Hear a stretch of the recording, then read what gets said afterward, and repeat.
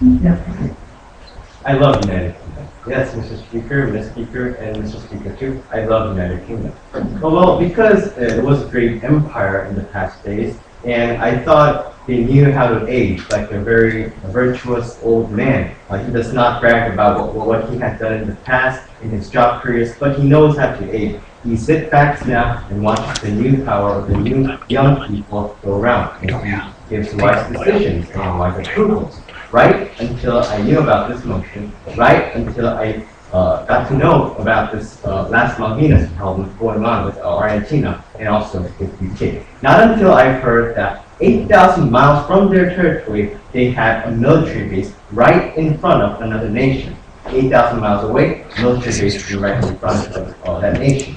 So with that cause, I'd like to first talk about the historical justification as our first argument, and second as cleaning out the last remnants of colonization, while our second speaker will come out and talk about the effective management of all of this last Malvinas island. Having that, let me go on to our first argument about the historical justification.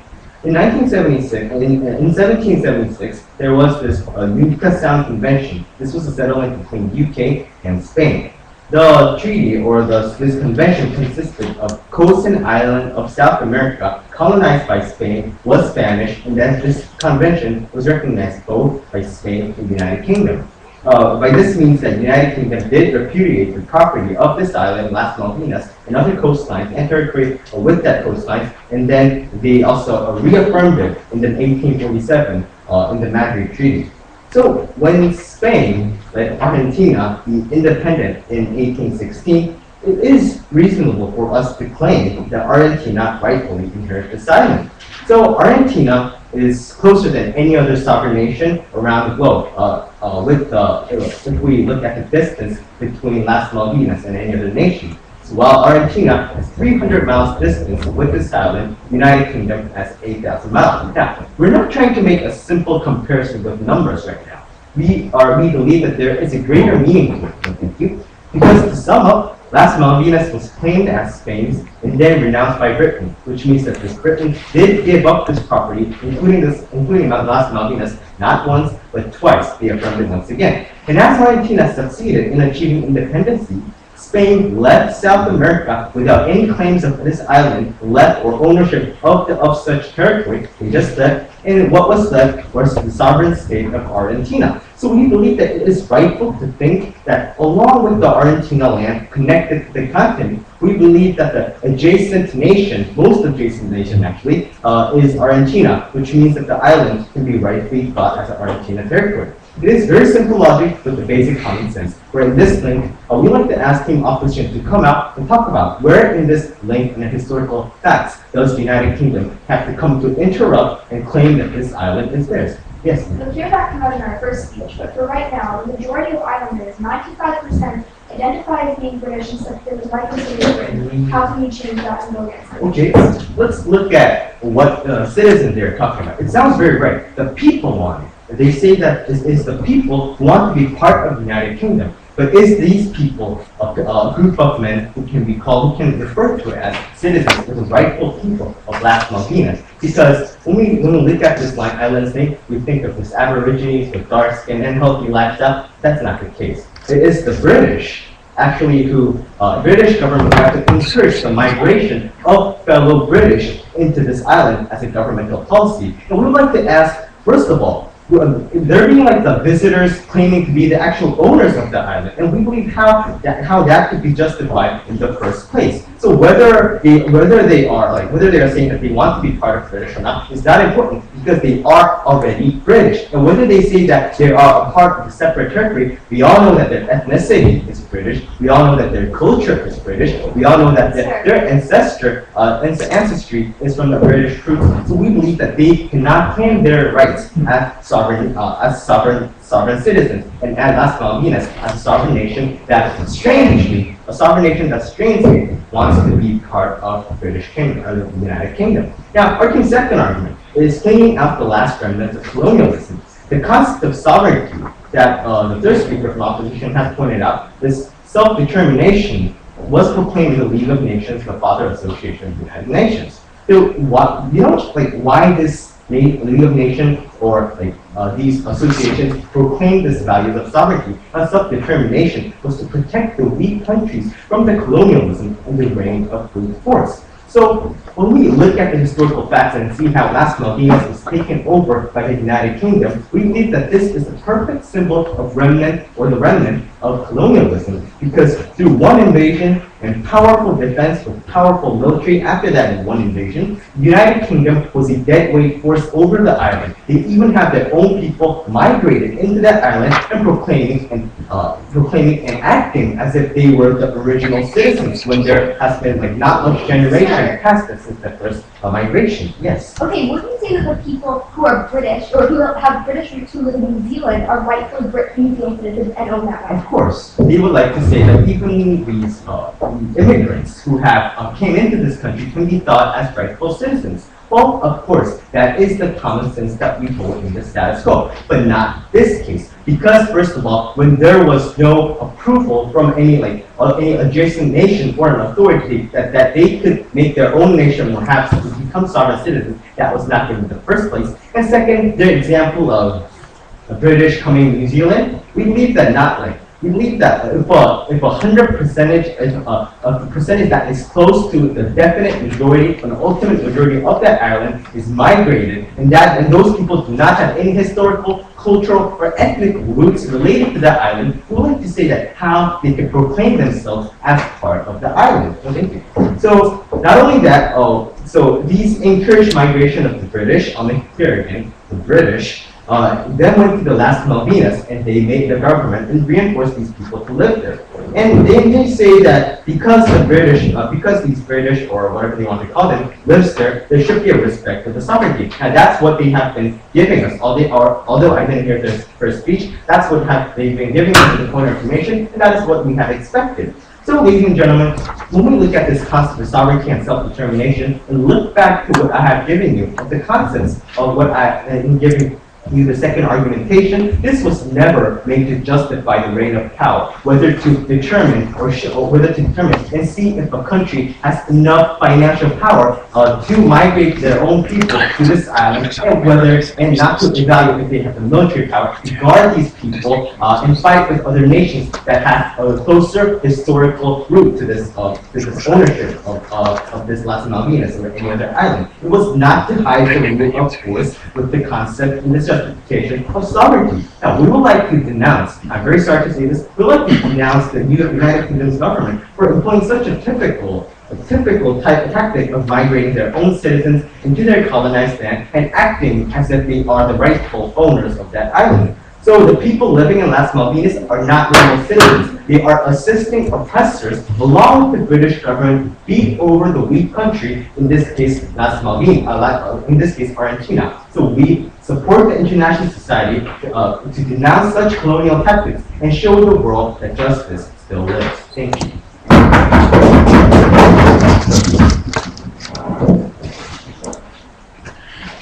Jsem to klepal, že no, ale už jako to bude dost. Čekaj, počkej klepet. Ne, tak průpiskou to nedají slyšet.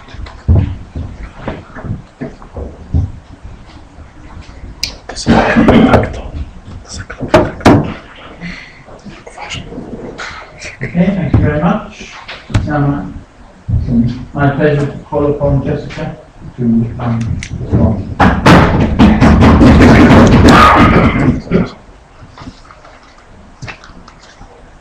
It's interesting that side proposition today takes the stance that they're in support of self-determination and anti-colonialism. Yet they would try to remove a people who have lived on an island for generations, who've actually developed not only a partial British culture, but an actual island culture from their home. Even though the colonial powers who originally colonized them have granted them self-determination themselves, even though they've elected to stay there. And their main analysis for why they shouldn't have self-determination is because they're foreign invaders, because they're not Falkland Islanders or natives. There were no natives on the Falkland Islands originally, and we think that individuals who colonized countries and who have developed their own culture there, like we've seen all around the world, and have been there for generations. We're talking about countries like New Zealand, like Australia, even to a certain extent, the USA should not be ejected. We recognize that they have a right to these areas and the right to self-determination on them. In fact, we say that the Falkland Islands have an even greater right to the area because unlike in other places where there were actually natives, there was no one on that island. We ultimately recognize the right to self-determination and therefore the right to elect to remain with Britain, and that's going to be our stance on our side of the House today. So what I want to do in my speech today is first of all look at what we heard come up from first prompt, and then talk about my two arguments. First, the lack of a principled claim from Argentina, which will clash directly with their first argument, and second, the harm to the islanders under Argentine rule. Then my second speaker will talk about self-determination and the right of these islanders to their own destiny. But before I do that, what came out of the first speech today? Well, essentially, the main stance on their case was that the UK was an old empire and that they should give back their past colonies. We had a number of responses. First of all, we say that the UK, to a certain extent, has already decolonized the Falkland Islands. They allow the islanders to vote about whether or not they want to become a sovereign state, go to Argentina, or remain with Britain. They voted to remain with Britain. We think that Britain has essentially allowed them self-determination. It's not some sort of like colonial power enforcing, a dictatorial regime on these islands. Second of all, we think that giving them to Argentina, who we pretty much think would not give them the same rights because they want to hold the island so much, it's just a new form of colonialism. It's just passing them over to a new power. We think if they want to elect to stay somewhere, they have that right. Okay, so they told us that the citizens of these islands aren't legitimate because they are white people who have British roots way back, and therefore that they're foreign invaders. I had a number of responses in my opening. First of all, I told you they've been there for generations. They have their own culture. Their claim is just as legitimate as the claim of any other country in the world. And my partner is going to talk more about this in her point today and directly founded this argumentation. Second of all, the islands were never inhabited by the Argentinians for any significant period of time, and there were no natives there. We don't think their argument that this is an invading force actually stands, and I'll talk more about that in my constructive. So what else did they tell us? They told us about this idea that because Argentina actually inherited the islands from Spain for some reason, this was a legitimate claim. The idea of Utis Posidetis jury, this idea that you inherit a colony from your former colonial masters, is no longer actually an internationally recognized form of law. That entire claim is illegitimate now because the international community does not in any way recognize it, so we think that that's false. They also talked about how the fact that Argentina is closer. We don't think this is a legitimate in any sense of the way form of controlling a country. We don't just give U.S. Bermuda because they're closer to it than the UK. We recognize that these citizens actually deserve their rights. We don't think there's any actual legal backing to anything side proposition has told you so far today. My first point today is that Argentina does not have a legal claim to the Falkland Islands. First, they base their claim off this principle we heard from Prof. of uti possidetis jury, that they should inherit them and rule over the Falklands, having gained independence from Spain, who controlled them before. Our issue is this. Uti possidetis jury is not generally considered a legitimate article of international law. Even if it was, Spain has never exclusively ruled over or owned the Falkland Islands. The Spanish and British claims arose simultaneously. In fact, the British claim actually arose a year earlier in 1766 when they established a colony on the island. Spain took over a year later and established a French colony on East Island. So further, Spain only gave Argentina independence in 1857. So Argentina can't claim sovereignty over Spanish possessions when Spain hadn't yet granted them autonomy. Spain handed the islands willingly to Britain in 1833. And we think that kind of deals with all of the principal stuff that's come out of their case so far today. Second of all, does Argentina have a historical claim? The Falklands were discovered uninhabited by the Europeans, something they seem to have forgone on their claim to have today. Argentina colonized them for at most 5 years, sending a sole individual there in 1808. Argentina then united the province of Rio de la Plata and did not recognize that individual as their own citizen. So the one person who was an Argentinian citizenship who actually lived on the island was not considered fully an Argentinian citizen. So this invalidates their claim. Argentina tried to turn the islands into a penal colony in 1832, but this ultimately didn't work. There are few native inhabitants now, so the British could colonialize the uninhabited areas. Argentina agreed to this occupation. They did not have a claim to an island that they actually personally gave up. The British settlement has survived there since 1833, which is a pretty significant amount of time. And Argentina has a weaker claim than Britain ultimately. We think that this is not something that's happened recently even, it's a generational thing. People have been on the islands for years. We don't think their argumentation stands. Finally, Argentina doesn't even have a contemporary plan. A poll of the islanders in the mid-80s saw 95% of voters, what my partner Pio did, in favor of staying self-governing with ties to Britain. Clearly, the islanders are staunchly opposed to joining Argentina. And under the UN Covenant on Civil and Political Rights, the very first clause states that all people have the right to self-determination. By virtue, they may freely determine their political status. We want to respect the choice of the people who remain, or who wish not to remain Argentinian. So, Argentina doesn't have a legal, historical, or contemporary claim. Why do the islanders and all parties involved actually be worse off under their model today? Economically, most of the imports, 65% to the island, actually come from the UK. This trade would actually, we believe, cease if they were to be given to Argentinian rule. We don't think, since the Argentinians already harmed the Falkland Islands and refused to trade with them while they're under UK rule, we actually think that this sort of like tit for tat will actually go back and forth, so that the UK might cut off trade with the Falkland Islands as well. Britain has defended and invested dollars in actually protecting the Falkland Islands, and there's likely to be sanctions from both sides, because Argentinian hostilities will still exist against Britain.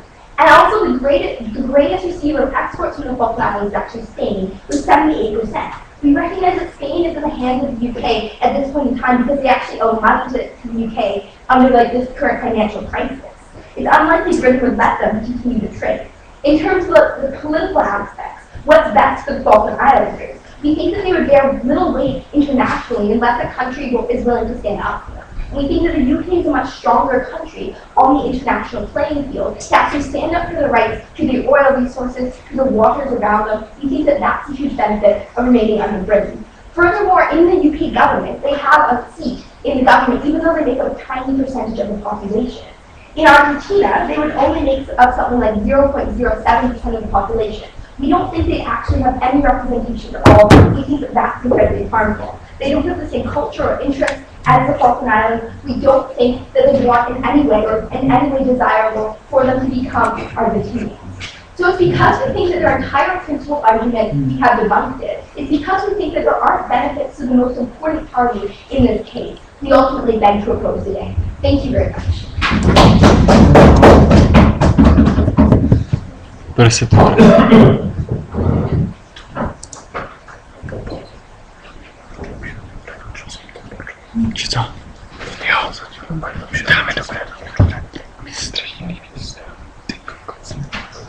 now it's my pleasure to invite Kim to present the second speech today.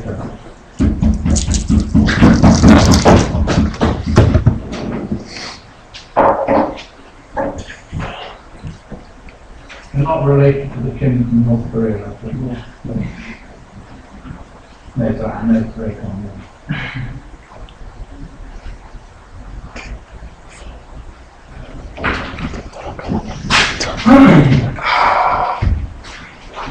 Ist.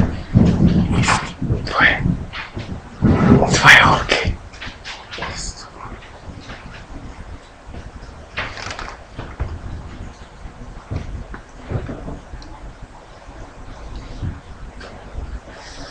Now, Mr. Speaker, it's pretty interesting to listen to the opposition's story, because according to their logic, if someone owns a house and you have a front yard, if somebody else comes over and stays in the front yard overnight, and then next morning he gets the sovereign will of that front yard, and the front yard rightfully belongs to people who came over to the house, not the house owner.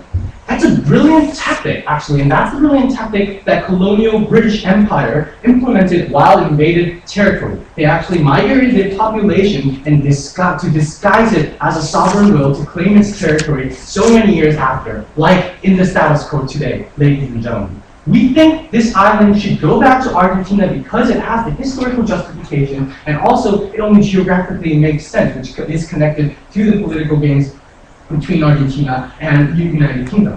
We think that because the United Kingdom has already repudiated its claim over this island twice in the Newcastle Convention, it has no right to claim it again just because they think their ownership is beneficial. And as the second speaker of the opposition, of the government, I'd like to do two things. First, deal with the arguments brought up by the opposition, and then move on to elaborate on our third argument, how actually supporting this motion will lead to better, effective management and in promoting welfare for both the island and Argentina.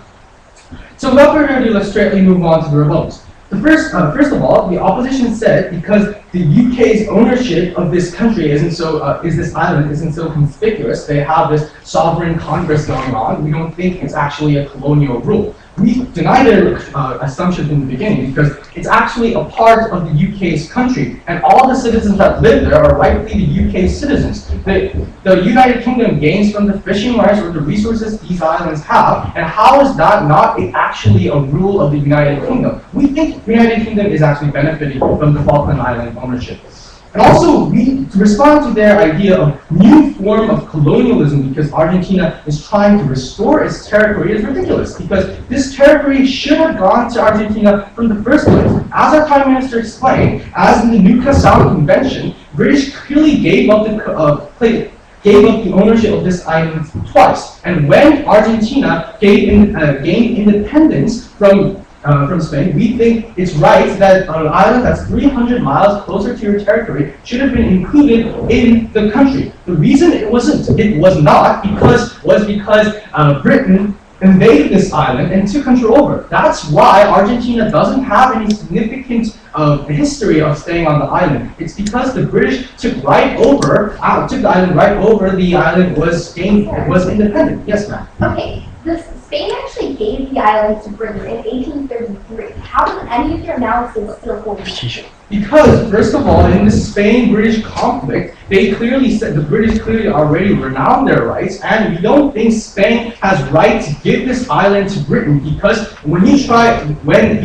Argentina and Las Malvinas itself was a part of the Spanish colonial empire. And when you're trying to clear up a colonial rule from a country, let's say for Spain, then you don't really say, well, I'm going to give independence to a certain part of the territory, but I'm going to give an island that's 300 miles next to you to another country because we still own that. That's not clearing up the full remnants of colonialism, which we think has to be made in today's society.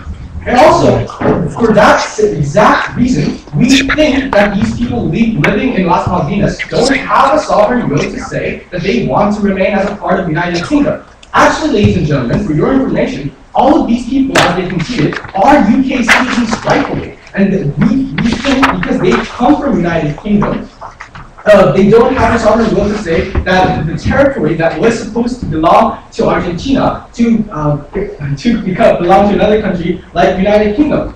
Let's say, for example, in Quebec, if France invaded Quebec and then stayed there for, let's say, 100 years, then I don't think Canada will recognize the ownership of Quebec to France and say, well, because the people stayed there long enough, they have the sovereign will. We think that people who stay in the Falkland Islands are invaders, not the rightful citizens of Falkland Islands that have the sovereign will whatsoever, ladies and gentlemen.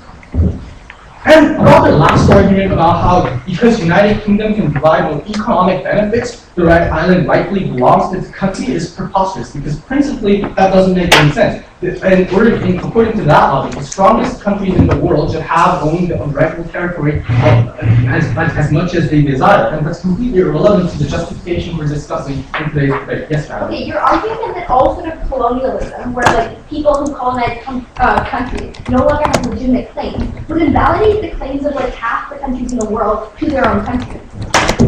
Actually, what we think we should be doing is improving the society, clearing out the last remnants of colonialism, as what we tried to do after World War II. The world agreed that it was barbaric and wrong to claim another country just because you were more powerful than someone else. And that's why the British Empire gave up more than half of its empire around the world and granted them independence. Why aren't they doing that to the Falkland Islands when we think it's rightfully belonged to Argentina, both historically and geographically? No, thank you, madam.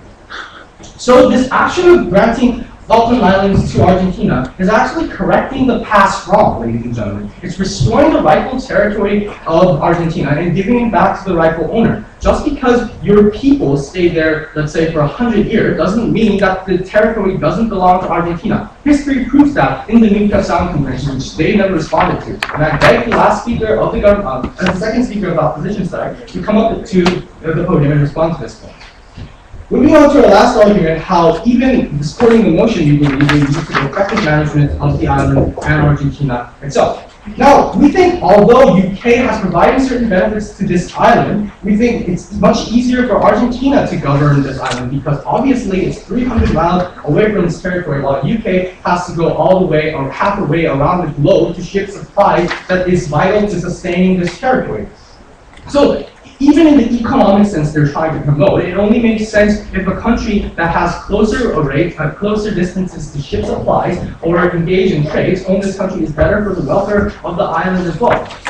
And to the second level of analysis, for the safety of Argentina, we think it's ridiculous that the United Kingdom can actually have a military base 300 miles away from the Argentinian territory. Look at what the United States did when the Soviet Union tried to install missile base in Cuba. The president actually threatened to invade Cuba with its naval ship and said that we would go into war if you don't take out the missile, if you don't cancel and notify this missile base. The same thing is happening to Argentina. And why should they feel safe, or why should they tolerate a missile base or a military base right 300 miles front of their territory? We think this makes no sense at all, especially for Argentina. And if Argentina finds it threatening, it also has the practical claims over this island as well. So ladies and gentlemen, if you believe that the world has to go to a better direction, that colonialism was wrong, and if independence has to be given to the rightful owners of the country, please give this island that's 300 miles away from Argentina to the rightful owner, rather than the invader who's claimed this island 100 years ago, 8,000 miles halfway around the globe.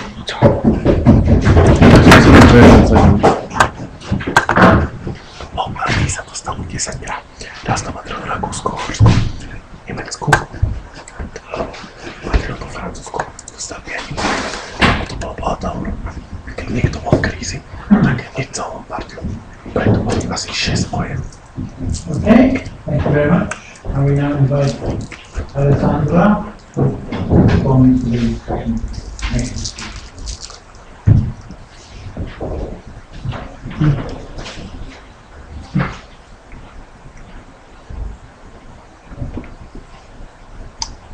Good afternoon, ladies and gentlemen. We've had a side proposition today that came forward, first off, with no model. No mechanism to actually be able to give these islands to Argentina. No reason why Britain would even allow this, no reason of why it would work, and no reason or mechanism of how Argentina would actually be able to handle these islands or actually govern these islands. So first, on side opposition, we take issue with that. We don't actually see how this is plausible.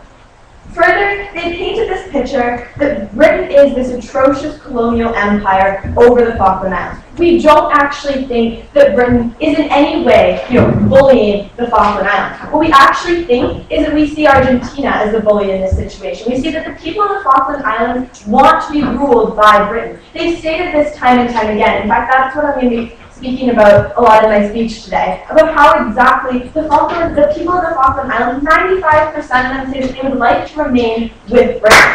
So let's get into this idea, or let's get into what they've said so far today on side proposition. So this first idea was an historical justification. So they said that Spain left Argentina, therefore Argentina should inherit it. What we see, and we've shown you time and time again, is that first off, when those islands were given, or first off, Spain gave those islands back to Britain. And then on top of that, Argentina actually wasn't in existence. It wasn't an independent country when these islands were given to Britain. So we don't think that this claim exists whatsoever. This next idea of Britain gave up these islands twice. What we see is that these islands went back and forth between Britain and Spain all the time. We see that they were traded back and forth. And the point and the fact of the matter is that Britain's claim has been much more long-withstanding and much more lasting than that of Argentina. So this next idea is that it's an adjacent nation, so it should just go to Argentina. By this logic, we take a lot of issues. We see Alaska, for example, through their logic, should be a part of Canada just because it's an adjacent nation and attached. We don't actually understand this logic, and we don't think that's the logic or reasoning that the world goes by in terms of determining a country either. So this next idea that they came up with was that they had to encourage people to go to the island. But we've shown you that there were no native people living on the islands when Spain got there. There were no native inhabitants.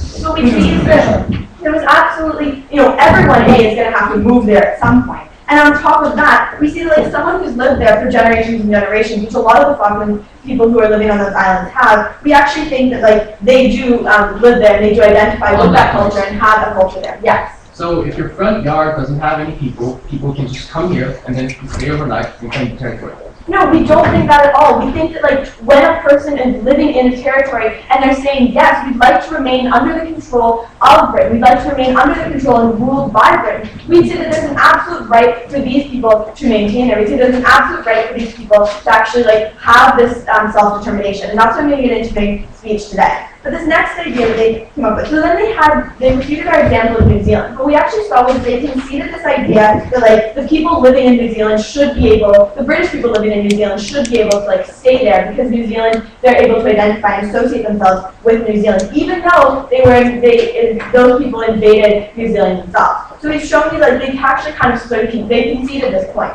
So this next idea that they came up with was colonialization. So they said like there's this perfect symbol for colonialization. And we say that like this island, like the Falkland Islands are not fighting for their own sovereignty. We don't think that it's a perfect example of colonialization. We say that like, yes, Britain did have like colonial empires where they were like brutal. We don't think the Falkland Islands, is that case whatsoever. We think that like they're very, very generous to the Falkland Islands, and actually like the Falkland Islands appreciate that in many ways.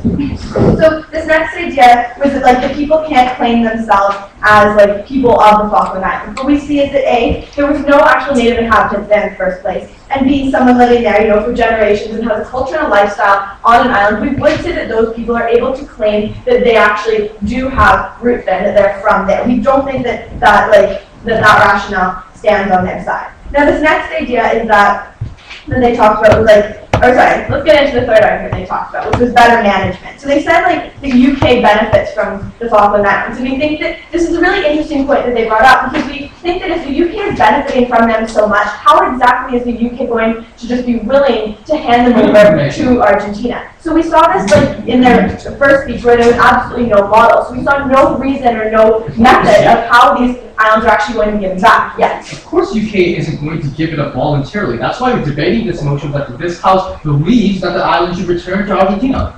Okay, but we didn't actually see in your first speech any method of how this is going to work. Practically, we don't think that we're going to just be able to take the islands from Argentina and from Britain and give them back. We never saw any reason or any method of why this or how this is going to work. So this next idea they came up with, and they said that these people on the Falkland Islands were citizens of the UK. And in response to this, we say, well, of course they're citizens of the UK. There's no other, they wouldn't have any other citizenship otherwise. We'd say like these people need some sort of passport, they need to be able to travel. So of course they're going to be citizens of the UK and remain and like have that citizenship. And this final idea that they brought up was the idea of an army base. And we say like, the reason why that army base is there is not for Britain to attack South America. We'd say that the reason that army base is there is because Britain recognizes a need to protect the Falkland Islands. Because we've seen in the past that Argentina has been incredibly aggressive. We see that there's a need for Britain to have an army base there and actually defend the people of the Falkland Islands, and Britain recognizes the importance of this. So let's get into our third and final point today. On-site opposition, which is this analysis and this principled analysis on self-determination and the right to choose, and to choose who you're governed by, and principally prove why this is right for the Falkland Islands. So this idea that like a country's population first off must show like a will, or must show that they would like to have and make this choice about their future. So we see that in 2009, the Falkland Islands Constitution said that the realization of the right to self-determination must be promoted and respected with provisions of the Charter of the United Nations. So we see that this document first off is only 3 years old. Second off, it's democratic. So we see that this clearly demonstrates that there's a will of the people to be able to self-determination and to choose and have a right to choose what they would like to do with their own state. This next idea is the country must have a unique and different culture than another country attempting domination. So what we see is that first off, we think that the Falkland Islanders are much more similar to the UK than they are to Argentina. But even if that was not true, we see that they're actually a very distinct culture in and of themselves. We see that they have their own dialect, their own accent, their own architecture, their own livelihoods, their own lifestyle. We see that it's a very, very different culture than that of Argentina. We don't actually see any really parallels between the culture of the Falkland Islands and that of Argentina. So this next idea is geographically. So it's too far for the trends to migrate. What we see is that they live in a very rural and pastoral life. We see that they sort of the Kelper life, as they call it, is very different from that of Argentina and Britain. So we see that they don't actually have this tight association with Argentina in any way, shape, or form. So this next idea that they came up with was on our side, the qualifications for sovereignty. So what we talked and what we're showing you right now is that there needs to be some sort of qualification. So first off, they've shown you that they have the potential to be self-governing. They've shown you that we've shown you that we have a democratic government in the Falkland Islands that includes a parliament and a legislature. We've shown you that they have the ability to maintain control over their land and people. Also, the fact that they have a functioning political system, so they're able to govern themselves. And on top of that, they have a constitution. So for all the reasons we stated today, for the principal reasons we've proven to you that the Falkland Islands have this right to self-determination, we beg to oppose. Thank you.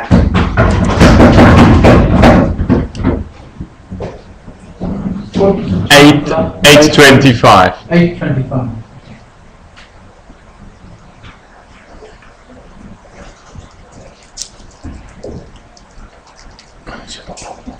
Dobře, tak dobré. Jako dívej, jako rozdíl, tak argumentace, jo.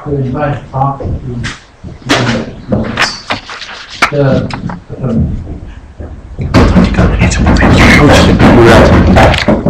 To je takový amatérský pozdrov. Neboj, mám to neslít.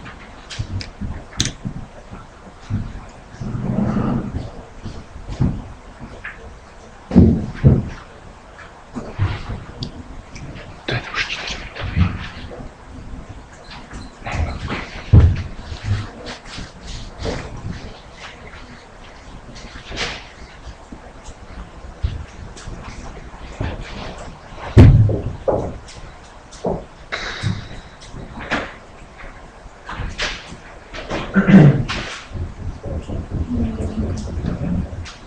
So ladies and gentlemen, I have made 3 classes for you today. The first one is going to be about the justification itself of returning Las Malvinas. The second is going to be about actually the effects of and the remnants of colonialism. And the third is going to be about the effects politically and economically. But before moving on to any of that, let's talk about their petty rebuttal about how we don't have a model. No, ladies and gentlemen, today's motion is about this of believes that debate. In other words, we're focusing on the motion, not that we're saying that practicality isn't important in today's debate. But we think that the focus of the motion today isn't really about whether we have a model or not. It's rather about we do have a real justification to actually return Las Malvinas or not. And that was the spirit of the motion today. So if they're trying to question our model, we actually want them to we don't really see a reason why they have to question the model today. We're trying to debate upon whether we should be returning, and we have rightful justification to return Las Malvinas to Argentina or not. But even if that's put aside, Madam Speaker, Mr. Speakers, we'd like to examine this debate in maybe 3 areas. So the first area about justification. Now, the justification of this debate was mainly 2. First, about the historical justification, and second, about the sovereign will justification. So the first issue of historical justification. Let me analyze this debate into historical levels, Madam Speaker and Mr. Speaker. In 1976, there was a New Castile Convention, and then in 1814, there was a Madrid Treaty, which both renounced, or Great Britain renounced that these Falkland Islands are possessed and should be Spain's. And then in 1816, Argentina was freed from Spain, and then Argentina and Spain became different entities. In other words, end of colonialism, end of all of that. So when they said that in 1833 that Spain gave these Falklands to Great Britain. It doesn't really make sense because at that time, Spain already left Argentina and Falkland, these Falkland Islands from the beginning. So they don't really have a historical justification because these historical levels don't really make sense because it's already after they left this island. So they don't have the right to claim or to give these islands to Great Britain in the first place either. So we don't think that their historical justification made any sense in the first place. Second level of historical justification. They talk about how this geographical distance doesn't have any justification either. We don't really say that that's the case, but especially as they already admitted that there's no actually natives to begin with. We think that we should be recognizing the people that are most near to them, especially when they earned independence from Spain, and Spain didn't acknowledge the fact that they should be the owners of Falklands Islands. Yes, okay, do you think that Canada should automatically get Alaska? Okay, we're going to talk about that too. So in the case of Alaska and Canada, we think it's a very different issue, as they've already conceded as well. In the case of Las Malvinas and all of these Great Britain issues, we think that it's very different, Madam Speaker, Minister. I would like to clear this up. Very different because in this case, we think that in Las Malvinas, it's already been proved and has been historically analyzed already that it was after Spain left Malvinas totally. And after they left Las Malvinas, it was then they tried to claim that Spain gave it to Great Britain. They didn't really have the authority to give it to Great Britain because it was after there was already independence announced, Madam Speaker, Mr. Speaker. So the second level of justification has to do with the sovereign will justification. They tell us over and over again because the people in them want it. 95% of their people want it. That's why we have the justification to give it to them. Our first and second speaker continuously told you the analysis of how if we just burst into a house and claim that it's ours and stay for a bit of a long time, then suddenly does that mean that we suddenly get that house and have the ownership of it just because we stay there? No, Madam Speaker, because we think that the first reason when Great Britain went into Las Malvinas, that was unjustifiable. So we want to correct those wrongdoings of the past. It's not just being justified just because they want it, because they already recognize and they conceded to the fact that when people go to Great Britain actually had a policy to have their citizens actually go into and be imperialized to actually move into Las Malvinas. And that's why they want to be Great Britain citizens, because they were Great Britain citizens from the beginning, Madam Speaker. So we don't think that the issue of sovereignty doesn't really stand in today's debate, because it's just trying to frame an unjustifiable action to be justified. Yes, ma'am. Right, so if they were Great Britain citizens from the beginning, how now do you expect them to just become Argentinian? Isn't that exactly why we're debating on this motion, madam? Because we acknowledge the fact that Great Britain, these people from Great Britain, were suddenly moved to this island. That's why we feel it's unjustifiable for Great Britain to just claim that it's their own island. They think that they some kind of had an analysis about how they think Falkland Islands are closer to Great Britons than Argentinians. But we don't really think that so, because Great Britain and the Falkland Islands have different currencies, have a different parliamentary, and have a totally different system. We don't really understand how Great Britain has more relation to Falkland Islands than Argentina. So that goes on with our second idea about sovereign will justification, because we think that's just because the people in that system want it doesn't make a justification for them to actually claim that it's their own country. Because it was the Great Britain's plan from the first place for them to actually argue that it's their own country, because it was their plan from the beginning, and we want to fix that wrong problem, Madam Speaker and Mr. Speakers. So on to the second level about how it's cleaning up the remnants of colonialism. We've told you consistently and consistently that colonialism is something that we don't want, and we want to fix it. And that Great Britain has been fixing this problem for a long time. They give a petty response about how they're doing actually just fine. Great Britain is actually trying to fix the problems right now, so isn't this enough? We see that it's not enough, because if they concede to the fact that they're fixing something wrong, then shouldn't we be fixing this completely, Madam Speaker and Mr. Speaker? If we want to clean up the last remnants of colonialism, isn't this the right way that we're supposed to be going? So on to the third level of analysis about the effects of political and economic standards. No, ma'am. So we think they've told you a lot about how it's going to be economically and politically impactful for these Falkland Islanders, because Britain is politically and economically more stable and better than Argentina. Number one, if we think that if that's their only justification and only logic, then doesn't that apply for anywhere else? We think that if that's the case, then USA gets to dominate the whole country. Great Britain gets to dominate the whole country as well, because of course they are the most economically and politically powered in the world, aren't they, Madam Speaker, Mr. Speaker? We don't think that their justification really stands and their logic stands in that case. Number two, we think that it's also important to understand the fact that we're also going to, not only going to be talking about the Great Britain, but also the Argentinians themselves. We think that it's better for the Argentinians to be having this country because, as our third speaker already mentioned, it's going to be having a better management in terms of because it has a geographical distance issue. It's going to be better for them to manage themselves and have exchanges between the country and the islands. We think that that's a very inherent benefit that only comes from a geographical distance, but they totally neglected its base. Number three, about the military issue that our Deputy Prime Minister has also talked about, which they neglected totally. The military bases are also important, Madam Mr. Speaker, because it is the actual reason why Argentina was so aggressive about that, because they had a military base right in front of their noses. That's why they're being so aggressive in the status quo. So they failed to acknowledge the state base as well. So who is really looking for the happiness of the Falkland Islands and the justification of whether we should be really returning these these Falkland Islands back to their rightful owners? Because we think there is no historical justification whatsoever to really listen to their sovereign will when we want to fix something that was wrong from the beginning. And that's why we propose today's motion to you. Thank you.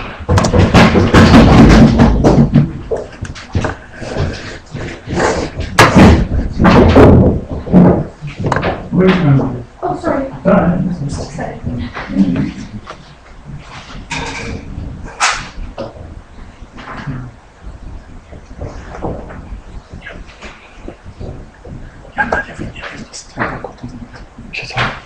Já moje místnosti. No já taky mám poprvé takovou. Komu bys to zatím dal? Ale brání se dobře. Nebo mě to tak přijde.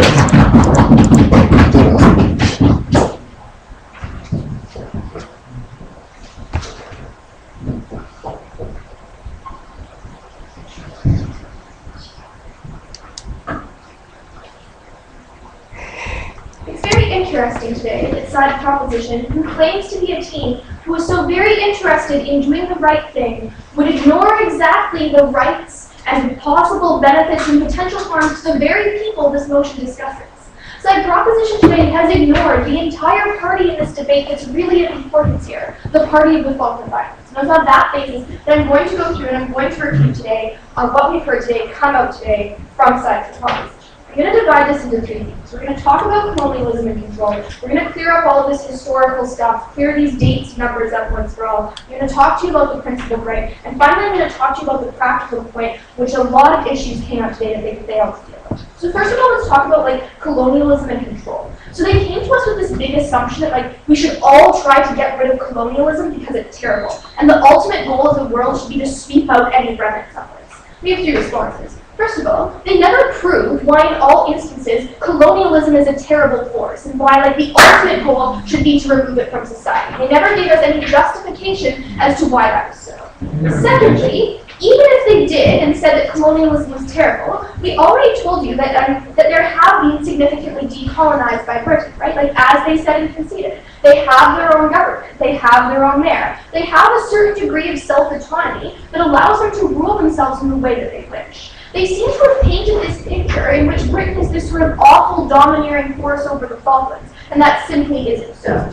Finally, even if that was true, you're just giving them to a different ruler, right? You're handing them back to a country that has never proved they would treat them well, never proved they would give them any degree of sovereignty, and never proved that they would treat them in a way that the Falkland Islanders would like to be treated. So we think that argument falls. Then they gave us all of this justification, the British moved people onto the island, and that was terrible, and they're not islanders and they're British. So we really think that only proves why these islands should remain with Britain, right? If the individuals identify with Britain and have no connections whatsoever to the mainland, regardless of the geographical distance, we think that in terms of a personal connection and a cultural connection, they certainly deserve to be with the country who brought them there first. Then they gave us, again, we returned to this fact that it was the assumption that this brutal, painful sort of overcoming where Britain came into this island and terrorized it and took it over for their own claim.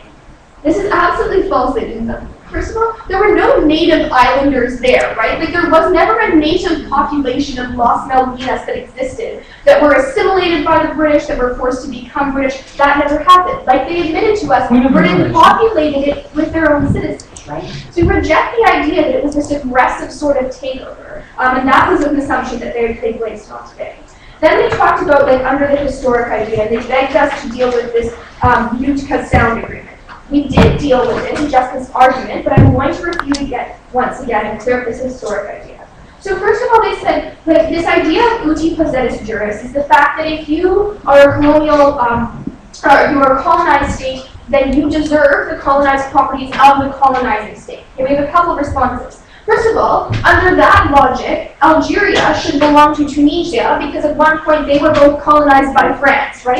Like, this logic doesn't stand in the international community today because we recognize that it has no relevance, and there's never been any other cases where it has happened. We challenge them to bring up other cases where this historic claim still technically applies. Then they told us that, like, we told you again that it's the idea that Spain actually wasn't autonomous at that point. So they can't claim the islands if they themselves weren't an autonomous state. Finally, they said that there are two controlled by Britain. Again, we would ask you what proves that you're going to be better controlled by Argentina. Secondly, we would say that there are always states that Britain still controls their dependencies. Like Bermuda, right? Like, it's considered a British dependency. It still is technically powered over Britain, and they like it that way because that's how they remain in a better place. They identify with Britain. They've never had any claim that they wish to be part of the United States, even though technically they're a lot closer to Miami. So this idea about the principled right, we really need to talk about the principled right of the islanders. First of all, they gave us this claim that, like, people, then they said in the first their case, that people were forced to go to the islands. We'd say that they were chose to live there hundreds of years ago. And furthermore, they painted this picture of Britain being a big vote, right? We'd say that Argentina has been the one throughout this whole entire 100 years of conflict, was the one who has failed to back down, who has started wars, who has invaded the islands, who started the Falkland Wars themselves, who have created conflict, who have cut off trade with the islanders. It has never been Britain who has been the aggressor. We don't understand today why on side proposition, if they're so concerned with doing the right thing, they would hand over these islands to an individual country who has always been bad, who has never played by the rules, and has simply demanded more and more and used illegitimate means to get their message across. We don't think that's okay today on-side opposition. I'll take it now. So you're saying that you have to consider the will of the Falkland Island people. So what if Britain actually went into Quebec and then claimed that for 100 years? You value the individual's wills of Britain in Quebec or Canada's proposition. Okay, we think that the rights of the individual, the people, the Quebecois who live there are, like, the most important thing, right? Like, that's why Canada is actually considering the fact that maybe Quebec should become their own sovereign state, because we respect the fact that Quebec has the right to their own national self-determination because they're their own culture, because they're different than the rest of Canada. And that was analysis they never refuted today when we saw today on our second speech. We told you about their different culture. We told you about the fact that they are slightly different, and we never saw why Argentina would choose to respect that. Okay, because they haven't shown us that there weren't actually any, like, benefits to any of the parties, then they tried to tell us that, like, well, this is entirely a principle debate. They said that you would never do something even if it wouldn't work, right? Like, if it wouldn't work and there are tangible harms, which we've shown you and will continue to show you, there's no reason why you should do something. We've already shown you by all their principled argumentation about colonialism being bad and one agreement of the Utica Sound have already fallen. So finally on to the practical, because we actually think it does have a role in today's debate. So first of all, they said it's easier to govern because it's closer. But that was exactly the same logic that they used to refute our claim of the fact that Britain is stronger than Argentina, right? So, like, they said that our claim was based on false logic, and then they used that same logic in their own third argument. So under that logic, right, that means that Japan should belong to China because it's closer, that Alaska should be a part of Canada, that Bermuda should be a part of the United States, right? Like, it's never been an assumption in the international community that geographic distance has anything to do over sovereign rights. Then it returns to their reputation of economic harms. We say it's actually very problematic to these islanders if they have no ways to trade. And Argentina has actually cut off trade to the islanders before because they've remained part of Britain, right? And we think that Argentina has never proved that they'd be able to maintain an economic viable state for these islanders. We've shown you that they couldn't trade, and they didn't give us an accurate response to that. Finally, how do we know that Britain will actually give these islands up, right? Like, if they haven't done it in the past, what is now going to motivate them to the point that they would just give them up and hand them over? And secondly, how would you force them if they didn't want to do that? How would you force Britain, the great power they claim that they are, to give up these islands when the islanders don't want them? They've never proved that the Argentinians would actually take care of them in a proper way. We think today that because side proposition didn't actually engage with any of the practical material that was so necessary for them to win the debate, because we've actually debunked most of the principled arguments they've given, we are proud to oppose.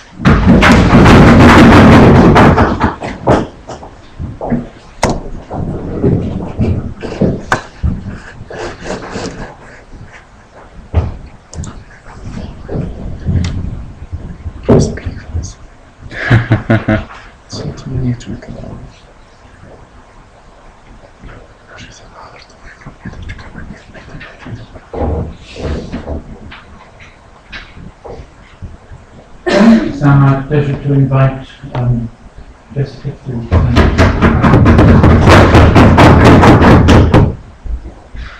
We think that the proposition today has been a little mixed up. They based their entire case on a defunct international law principle and never actually adjusted to the fact that we repeated that argument down the bench on our Senate House today. When asked to give other principled arguments, they linked them back to that concept, never adjusting, never showing us a principled benefit.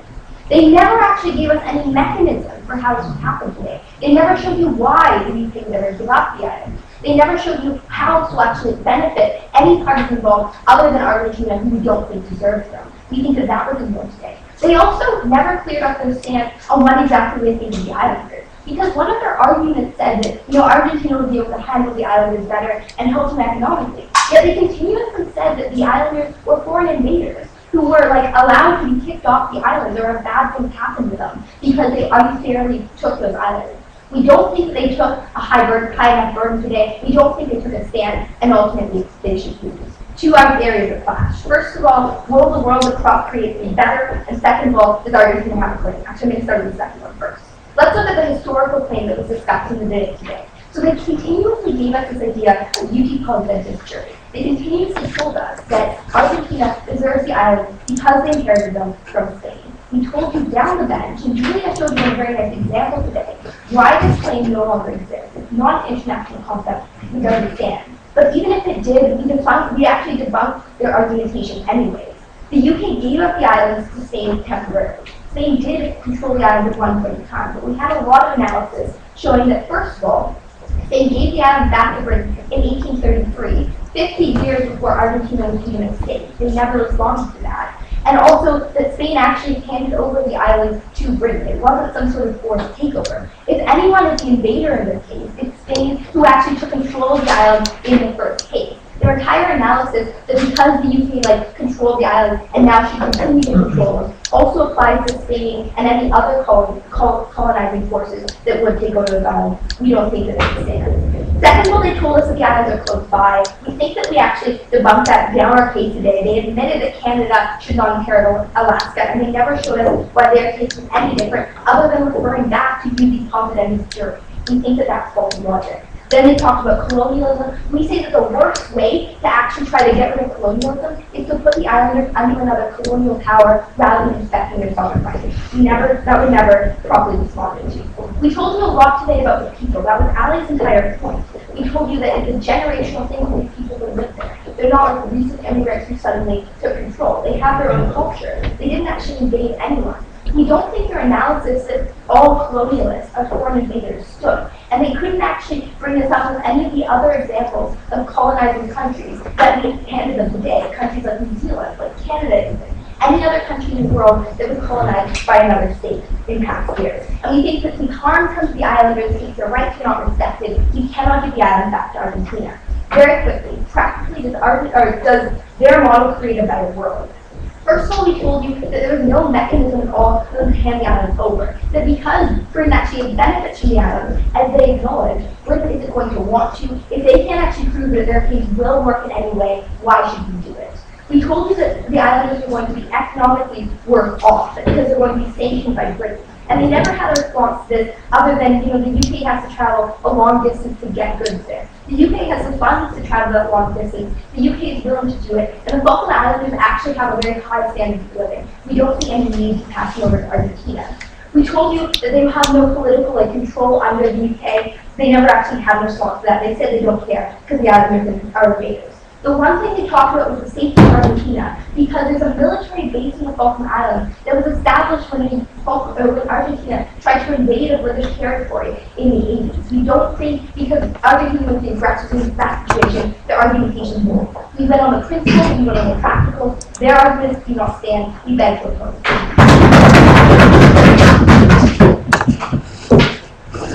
Okay, thank you very much. It's now my pleasure to invite to present I'm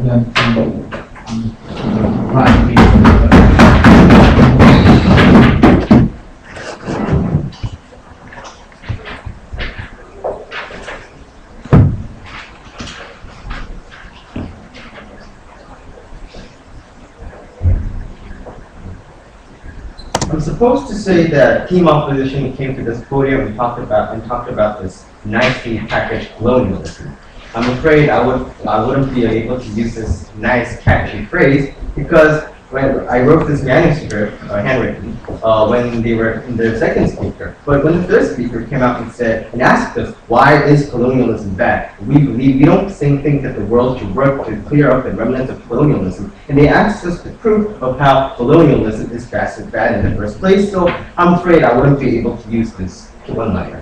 So anyway, beneath the veils of this UN jargons of more traits, more benefits for these sovereign citizens and self-determination sovereignty, beneath this we saw a very brute and barbaric colonialism, because what they said, quote by quote, was UK is stronger than Argentina, so people of Las Malvinas be better represented in the international society. So if British people, I mean officially British people with British passports, if British people living on British sloops, guarded by the British Navy, is living on other man's land, but still, if they're living a good life, then they're saying that because the country is strong and the country can do better things for these people, not even original people, not even indigenous people, should live on this island on a logical basis. And also, they talked about how they have debunked our historical justification, but let me point some few key terms back. We have already showed it in 1776 and 1814 of how British repudiated the ownership of the land, and they came out and said that in 1833, Spain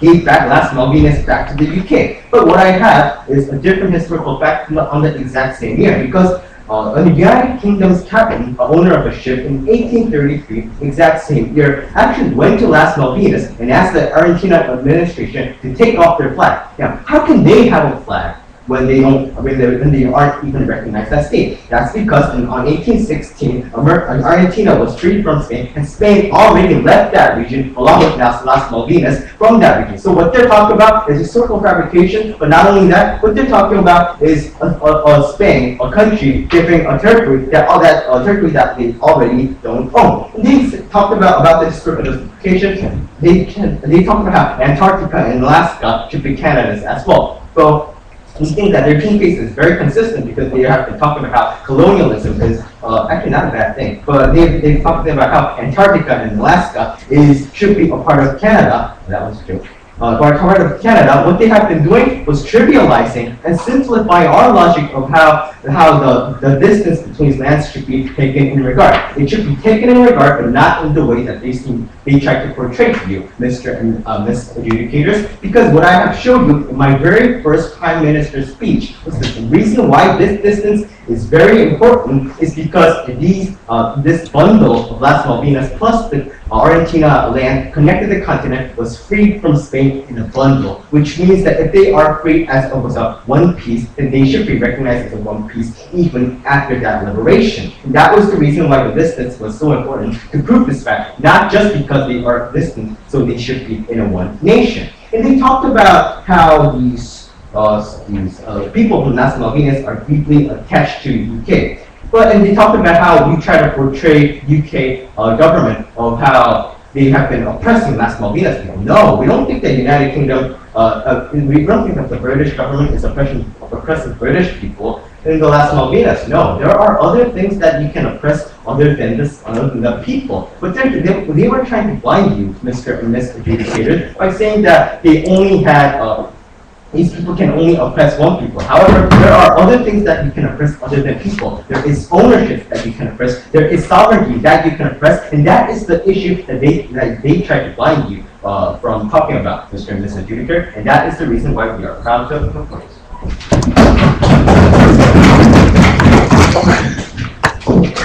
Right, thank you very much to both teams for coming to the debate. We need to get some time down and work out the winners, and we'll let you know. Be careful, there's a camera outside spying on people. Good job. Good job. Good job.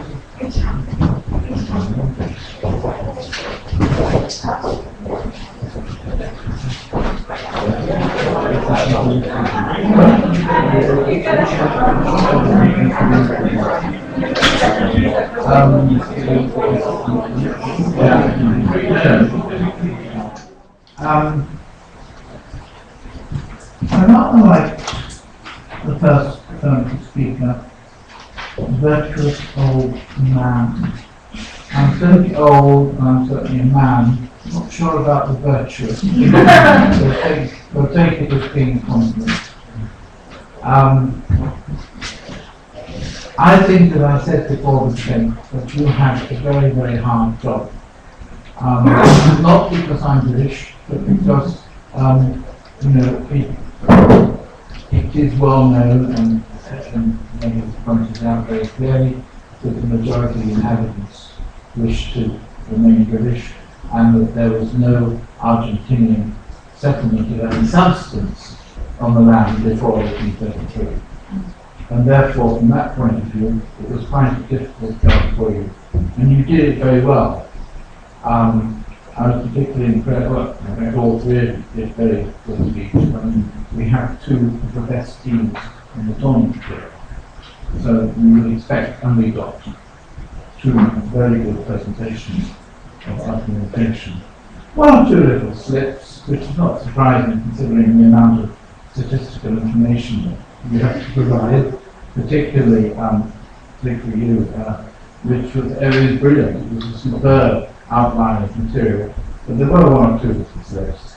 I was surprised that nobody mentioned South Georgia, which of course is part of the Falklands, but a lot further away, even further away than other parts of the South Atlantic. I felt that, in fact we all felt, that Argentina itself is a colonialized country. There's a large Welsh contingent there. And arguably, you know, if you're going to argue about foreigners settling here, you have been thanked for your great performance on the machine. There's great appreciation being shown, and we should have bought you that whiskey that was different. We were agreed that it was a very, very close debate. All three of us had 1 or 2 marks difference between the teams at the end, so that indicates the level.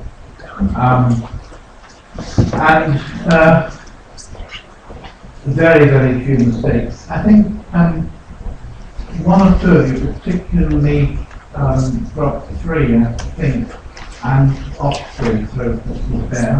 I think I'm right, and I may be wrong, because sometimes I am. Even teachers may be wrong occasionally. We're reluctant to take points of information, just a little bit too reluctant. You should take 2 or 3. And I think, and I may be wrong, but I think those 3 are equal to 1, which I think the math term is less than 2. Very small point, but important, because you are being judged in the tournament partly on your ability to cope with unpleasant points of information. If it's a point of information that you're a genius and you're wonderful and I agree with you entirely, then of course, you know, there's nothing to worry about. But unfortunately, people don't get up and say that. You may have taken time, I'm not to say. When you're listening and trying to note down what people are doing, you're trying to take points of information, it is quite important. We're very impressed with your historical analysis, which almost persuaded me that Britain was right. I need a lot of persuading that Britain was right in most issues. Yeah, so that's enough for me. Very good debate. Congratulations to both teams. It's very nobody lost the debate because at your level you don't lose. But it was very close. But it was a unanimous decision by 1 or 2 points in favour of Canada. Individually, you might get comments. Zobaczcie ten papier.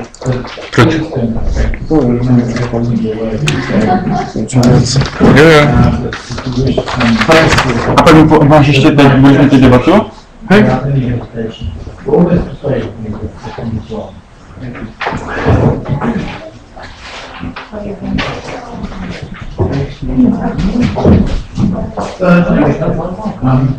You did very close, in my opinion, to bringing in new material. Yeah, I know, I caught myself, I was thinking, You didn't, so it's very, very close. Yeah. And of course, if you had done that, I would have shot you. Okay?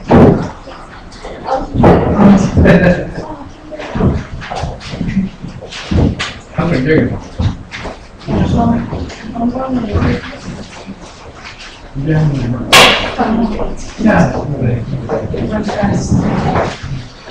Thank you for coming. Pleasure. It's always a pleasure. It was a pleasure. Thank you.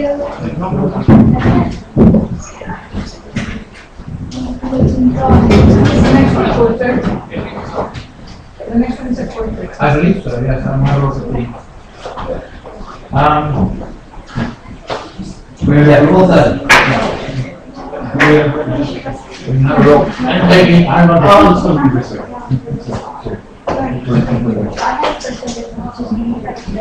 And this is the one about the